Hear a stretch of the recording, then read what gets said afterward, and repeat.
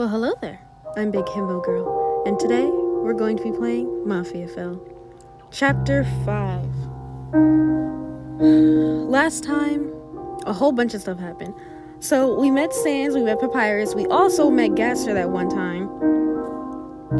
We went on a little date with Sans. I wanted to be crazy and was like, oh, I wonder what happens if I, lean away from him, if I don't lean into his desires. And as if I didn't freaking know what was gonna happen, he got a cuckoo for Cocoa Puffs. We also got more information about Lawrence and some more information in general. Lawrence had a friend, I don't remember his name, it was probably Robert. And when it was fresh, when Lawrence freshly disappeared, we were hanging out and living with Robert for a little while. We were living in a motel. I guess we were bouncing from city to city. We were chilling. I think like a month went by, or like a couple of months went by. We were chilling at home. Just knock the door, open the door. There's a package at the door. You can already guess where this is going. Pick up the package, open inside. It's Robert's head. Somehow Sans tied it into that. I'm not saying he did it, but like during like the whole flashback scene, there was some like Sans dialogue. Not dialogue, but like Sans text. Like he wasn't saying stuff, but it was like, maybe it is dialogue, maybe that is the word, but it was referencing back to when we pushed away from Sans. So we're here on chapter 5. Let's see where this goes. Anyway, chapter 5. 1, 2, 3. That's probably us breathing. You don't eat breakfast that morning. Tomorrow's Monday and you'll have to go to work. Today, however, you are free. You have already done your morning run and are dressed for the day. What should you do? I don't want to do nothing. Also, bing bada boom, forgot to mention, there's a killer going around. His name is Dr. Rose or Dr. Death or something. But basically his whole shtick is that, or they, I don't know. But I think they used he pronouns in the thing. I don't remember. But I'm going to say they just in case. Their whole shtick is that they go around, kill people, and they stick yellow roses in the corpse's, I assume, chest cavity, or just stick it in the corpse at all. And for some reason, yellow roses started growing in our apartment when we moved in. We moved into the apartment when we moved into 𝑃𝑙𝑒-𝑎𝑠 city. And yellow roses started blooming in the vase. We didn't plant them there. We didn't put them there. We don't even take care of them. They grow naturally on their own. So my assumption is that Dr. Death is probably Lawrence. And here's the thing. I assume the worst about Lawrence all the time. Lawrence is our brother, BT Dubs. He went missing. We're trying to find him.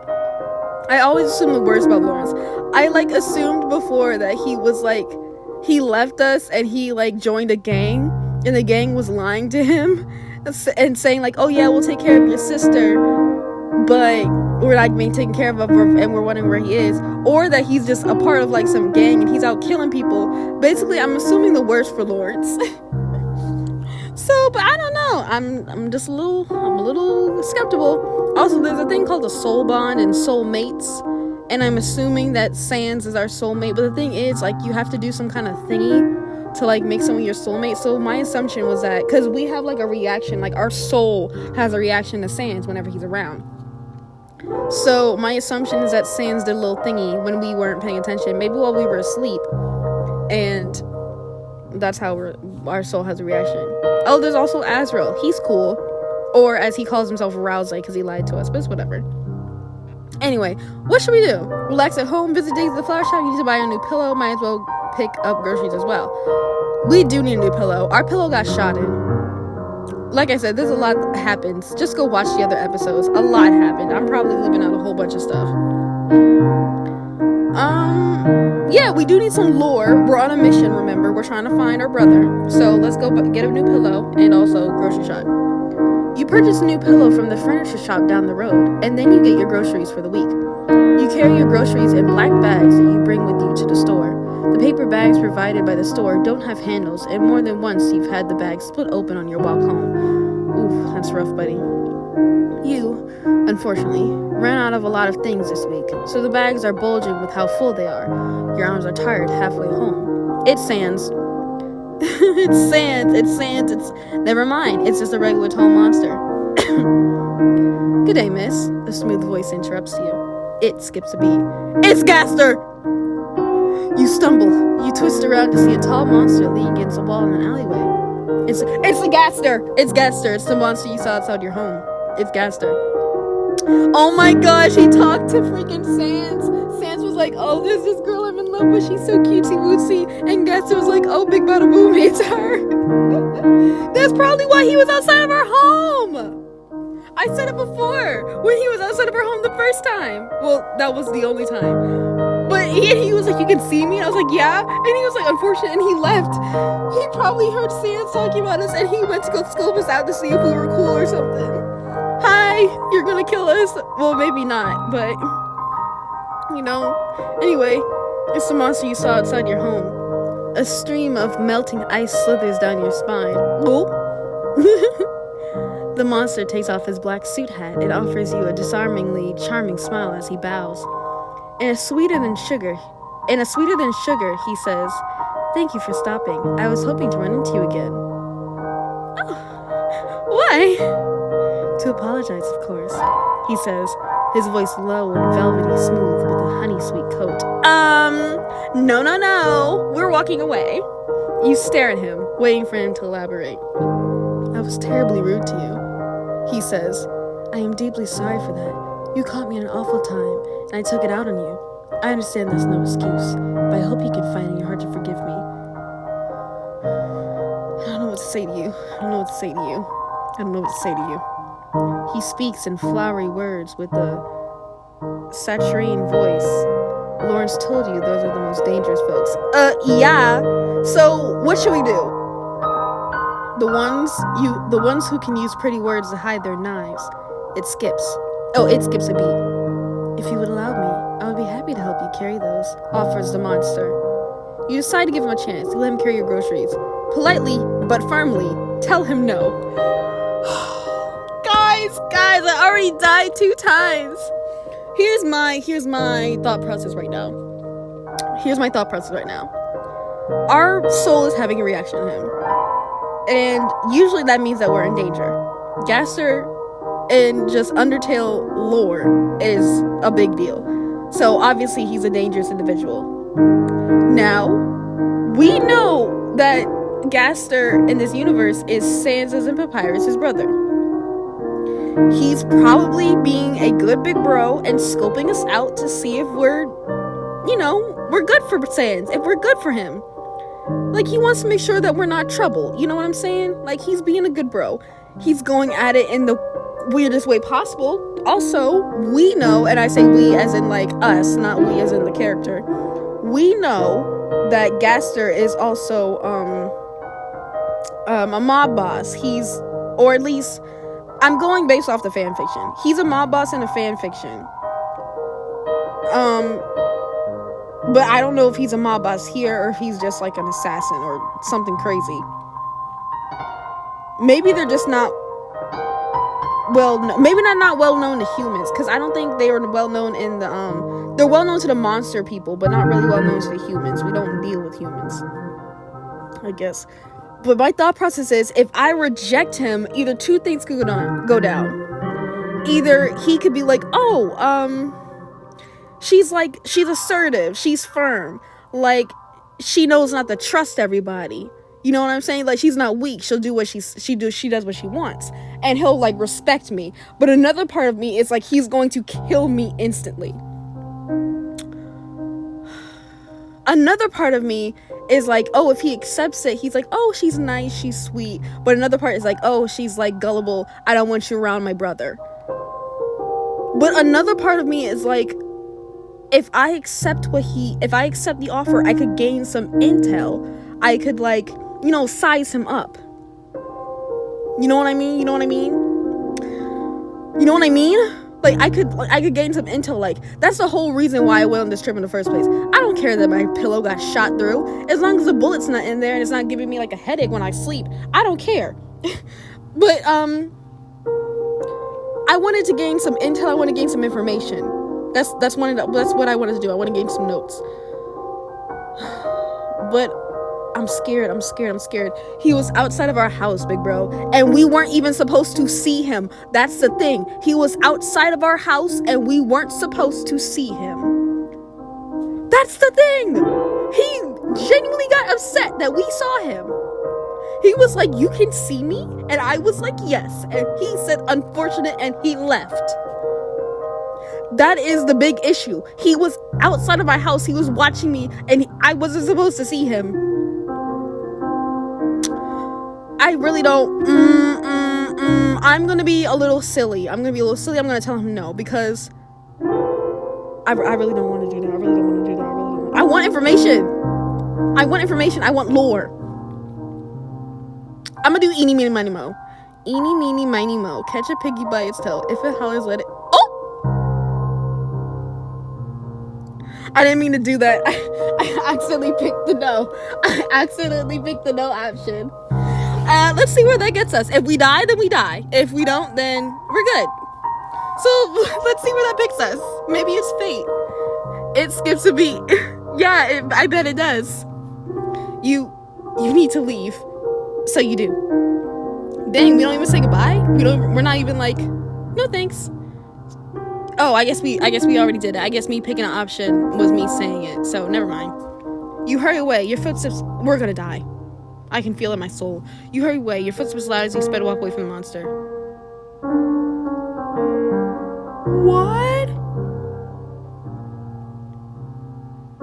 Oh my good golly gosh. I knew I shouldn't have done that. It wasn't my fault. I picked it accidentally. I died again. You keep the main street, determined to not be caught alone. The startled shout comes from above you. You sharply look up to see something fall toward you. It you square in the face and everything was black. Bad ending number 5. He absolutely used his magic on purpose. So Gaster doesn't like to be said no to. Whoop dolly do. I just want to say that that's not my fault. That wasn't my fault. I didn't mean to. I picked that accidentally. Let me actually see. Eeny, meeny, miny, mo. Catch a piggy by its tail, and you are it. See, I would have... Anyway. That's not my fault. That was not my fault. I didn't mean to pick that. It was an accident. My finger slipped. I literally didn't mean to pick that, so it's not my fault that I died. Anyway. He puts his black suit hat back on and takes all the groceries from your arms, leaving you to only carry a pillow. Thanks. It skips a beat. Thank you, he says. Where are my manners? I am Wingding Gaster. Anyway. Oh, that's the same last name as Sans has.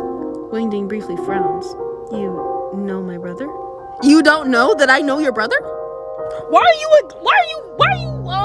you focused on me? What did I do? Did I see something? Did I say something? Why are you focused on me? Why are you pressing me? Anyway, if you don't know that I'm associated with your brother, you're dating him. The sensation of danger immediately vanishes. Phew. Well, I guess that's solved. Oh, that's interesting. What? Why? Huh. Good to know. That's interesting. Love to hear that. I know why. I'm not gonna say what why. I know why. That's great. Good to know. Good to know. Good to know. I see, he says, amusement in his voice. He's my younger brother. Your demeanor brightens. You're happy to... You killed me! Anyway.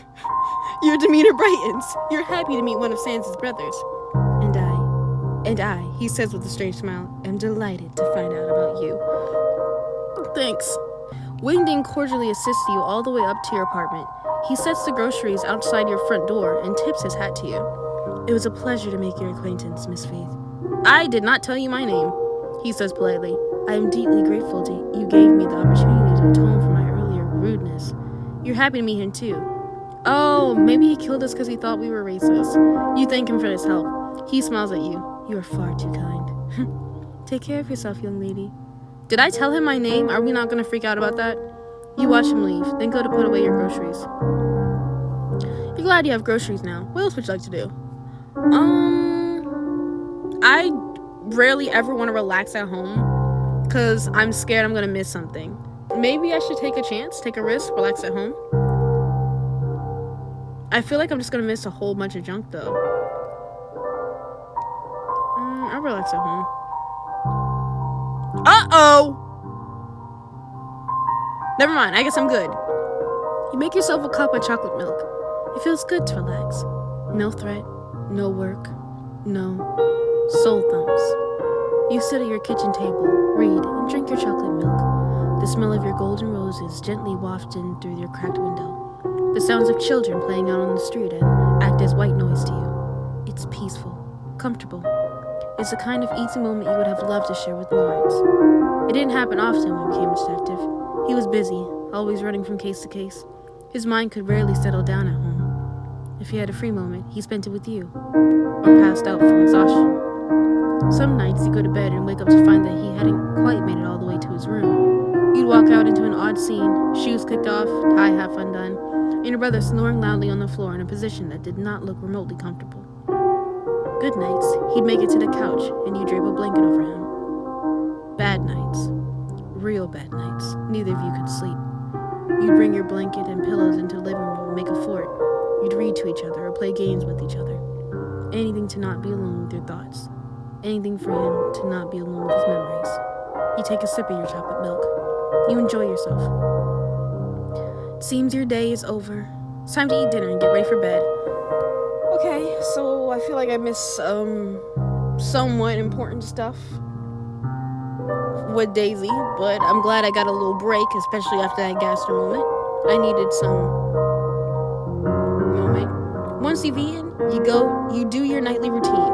You wash your face, brush your teeth, change into a short nightdress, and stretch. You start to head to bed. Interlude, skip interlude, go into next day. Interlude what? Oh, we get some more about him. Winged Gaster takes a long drag of his cigarette. The end of it burns a violet hue. Lavender-colored smoke curls slowly into the air. The tall monster breathes out. A low groan comes from the floor. Wingding ignores it and takes another drag. Uh-oh, he killed somebody.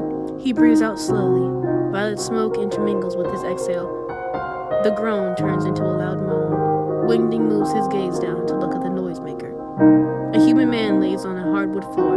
His legs are snapped in half at the knee, oof, each in a different direction, oof. The knees were pounded in by a baseball bat, which lay splintered beside the man. His face is bloodied and bruised, his jaw dislocated, so all he can do is make gurgles and moans. The swelling on his face has puffed up to the point where the man cannot even open his eyes. He's dying. The fact that he hasn't already died from either blood loss or shock shows how strong the man's will to live is. A futile effort. Wingding didn't come here to leave survivors. The monster takes another drag from his cigarette as he watches the man struggle. He blows smoke in his face, causing the man to choke and wheeze. Wingding looks away and assesses the area again. He is certain it is perfectly staged, but it never hurts to check thrice. This was a beautiful mansion on the east side of 𝑃𝑙𝑒𝑎𝑠 City. This neighborhood is only for the rich, elite, and powerful. Wealthy businessmen, visiting diplomats, noble monsters, and of course, high-ranking mafiosos. Mafiosos is the kind of neighborhood where everyone has servants to tend to their homes, and the wise spend their days drinking wine and gossiping. This mansion belonged to a valued member of the 𝑃𝑙𝑒-𝑎𝑠 family. The one with the feathers? Because the Versace has the green. The Versace has the feathers. The son of the head, to be precise. He and his wife lived here. He killed everyone? Why? Now he sits slouched in a recliner with a gunshot to the head, and his wife is hung from the chandelier in a most unflattering manner. Ooh, how'd she get up there? The main room, where Wingding currently is a chaotic mess of bodies, bullet holes, and gore. Furniture has been destroyed, with many men and women dangling across it. Dang! Each of them were either beaten with a bat or shot. Dang! They had to die by human means. Oh! Their servants are strewn across the mansion. There's one on the front lawn with their head smashed in by a sledgehammer. Dang! Wingding takes another drag of his cigarette. It's a mess. He detests how barbaric it looks. But it is perfect for what he needs it to be. Violent, impulsive, human. It's a very human stage. It wasn't easy to use their tools. Wingding prefers his magic any day over the sensation of beating a meat sack with a glorified stick. The smell of gunpowder is difficult to get rid of, even with his cigarettes. Wingding is pleased by his review of the area. Not a single thing where it should not be. It's not an elaborate scheme. this play he is beginning. It doesn't need to be. Rather, Wingding has found the simplest solution is always the best. Overcomplicating matters raises the risk of things going wrong or taking an unexpected turn. He is a patient monster. He knew the opportunity would come, and he seized it the moment it did. The man groans again. It's time for him to leave. The courier should be arriving shortly. Wingding steps on the man's neck and crushes his throat. The groans stop. He leaves. Wingding returns home in the early hours of Monday morning. He steps out of the shadows. The tendrils linger around his shoes. As soon as he steps inside, he hears a familiar shout of his youngest brother. Oh, it's Papyrus. Cigarette out! I don't know how to do Papyrus' voice, so you're gonna have to deal with it. Wingding clicks his tongue. He steps outside, then crushes his cigarette in his left hand. He dumps the ashes outside. The monster re-enters his home and tugs his tie loose. He takes off his black jacket and hangs it on the standing coat rack, along with his hat. He notices that it was 2 other hats on it. He heard Papyrus already, but it looks like his other young brother is home as well. He takes off his shoes and neatly sets them off to the side. All of their shoes are perfectly lined up at the front. Neither he nor Papyrus would tolerate a messy home. Dang. Sans Gaster enters the front room. The large skeleton monster must have returned home recently. He still has his tie on. Hey, you're back. Hey, I met your little girlfriend. I am, says Wingding. Where were you? Asks Sans. Missed a hell of a game. Wingding smiles thinly. Opportunity arose unexpectedly. Which kind? Asks Sans. Do we need to go out tonight? No, I finished it, he says. It simply took time. All night? Sans sniffs. You reek of gunpowder. I have to do it the brutish way. You hate that way. Yes, agrees Wingding. Sans thinks for a moment. His eyelids shrink as his eye sockets widen. Wait, did which? Who?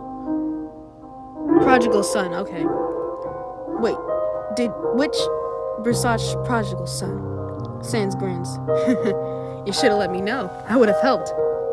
You had plans, says Wingding. I did not. Papyrus enters the front room. Stop loitering! Breakfast will be ready soon. Thank you, Wingding and Sans says. You are welcome.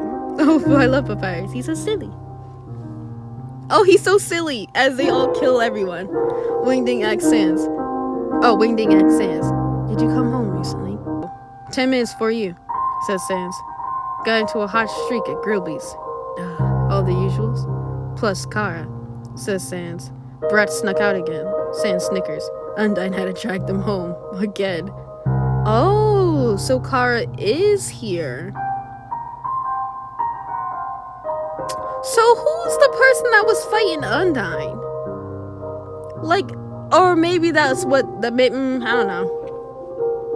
You should not antagonize the Dreamer family by letting their brats play at the bar, Wingding warns.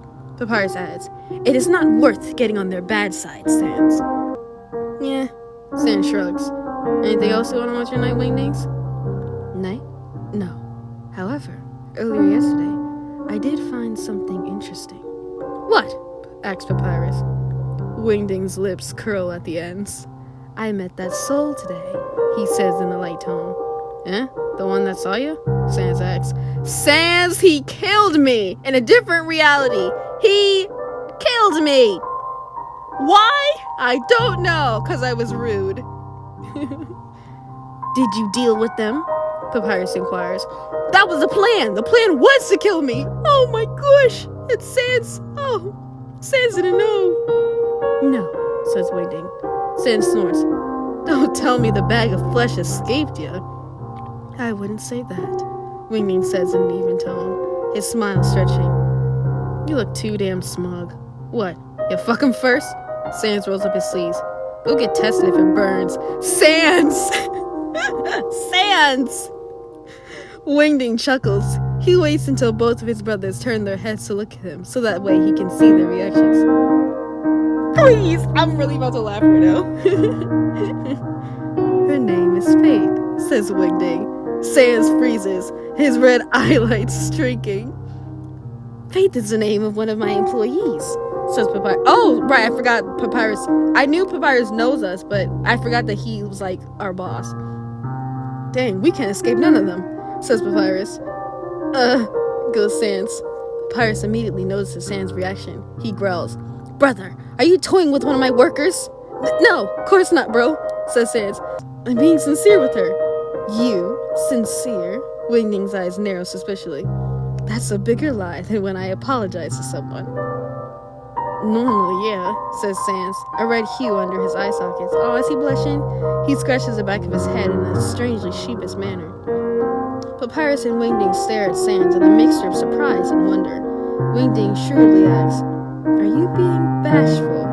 "Shut up," snaps Sans, his cheekbones reddening. Papyrus smiles. "You like Faith?" Yeah, so?" "It's not a bad thing," says Wingding, although it is unexpected. "You're telling me," sighs Sans. He rubs his face. "Being around her drives me crazy." "What do you mean?" inquires Wingding. "First time I saw her, took all my self-control not to yank her off the street then and there," he says. "Been wanting her ever since, non-stop." "Why didn't you?" Sans frowns. "What?" "Oh," Sans frowns. "What?" "Why didn't you take her?" Wingding asks. "If you want her, just take her." "Sir, please." "That is not appropriate, brother," says Papyrus. He pats Sans on the back. "It is good Sans does not." Wingding shrugs. Agree to disagree. "Oh, Wingdings, I wonder what your route looks like." With that logic, I wonder what your route looks like. "So, is she someone we should meet in a more formal setting?" Sans shifted his weight side to side. "Maybe." "Oh," mumbles Wingding. Papyrus beams. "That is excellent news. I will be sure to treat Faith kindly at work for you." Thanks, bro," says Sans. "You are welcome." End of interlude. That's really cute. That's real cute. The walk to work on Monday feels off. It's hard to describe it exactly. There's a tension in the air. A lot of the men and women you see on the street walk quickly with their heads bowed. A glance at the newspaper headlines doesn't help at all. You don't see anything noteworthy, but you can't dismiss your instincts. Something happened, right? Here's my thought process. Either everyone except us knew that Gaster is like this big... Oh, never mind. They're talking about the death. I was supposed to be like, either everyone knew that Gaster was like a big shot and a big shot, no spantum, and they saw us with him and they were like, oh, you know, like, ew, we should stay away from her. But never mind. It's because like that whole freaking family died. Something happened, right? The streets are oddly empty of the usual mafiafels you'd seen on your way to work. No green or orange banded hats in sight. Never mind, I was wrong. They were the Green family. It feels like the calm before a storm. You absently rub your hands together. You enter the Black Swan. That tension in the air is thick. There are a lot of more patrons at the bar than normal, and you see abundance of alcohol on the tables. What happened? You go to the back room. Wendy has finished changing and is tying her hair up. "Hey, Faith." Wendy greets you. You return her greeting. Wait a minute, isn't Wendy the one I thought was country? I keep forgetting everybody's voices. "Hey, Faith." Wendy. "Hey, Faith." Wendy greets you. You return her greeting. "Weird day, huh?" she asks. You nod. Does she have an idea what's going on? She shrugs. "Your guess is as good as mine. Maybe someone died? A lot of people die every day. Maybe someone important? Maybe." Wendy walks out. You get changed into your uniform and hang your casual clothes up in your locker. You step back out, content to simply focus on your work. "Miss Faith." You turn Papyrus when he calls for you. The tall skeleton tips his hat to you. "I wanted to apologize on my brother's behalf," says Papyrus. "It has come to my attention he was rude to you." "No, I mean, he was just outside of my house, but that's not really a thing. I mean, it is, but like, you know, it's fine. Wingding said he was sorry and even helped you carry your groceries." I guess I should read those lines in like a more tony voice, I guess, because those are my lines. Papyrus smiles at you. "That's good. Still, I hope you do not find working here uncomfortable because of him." "Oh, no, not at all. Papyrus seems like a fine boss." The skeleton monster seems pleased by this. "Of course, I'm an excellent boss. I've had years of practice managing my brothers." You giggle. Papyrus vermilion highlights glimmer. "If either of my brothers bother you, you may come to me. I will set them straight." You thank him. "You are welcome." While I have you here, do note that the Black Swan will be closed on Wednesday. How come? I am testing the kitchens to see what recipes will work best on using the human appliances, he says. You offer your assistance. Are you familiar with these tools? Nope, he asks you. You know your way around a kitchen. Nope. You had to learn to feed yourself and your brother after all. Oh, never, I guess I do. Very well. I will permit you to join me on Wednesday. Yay, he says. You should feel honored to have the chance to try my food, and I am even better cook than a boss. You're looking forward to it. You found out what was weird. Uh-oh.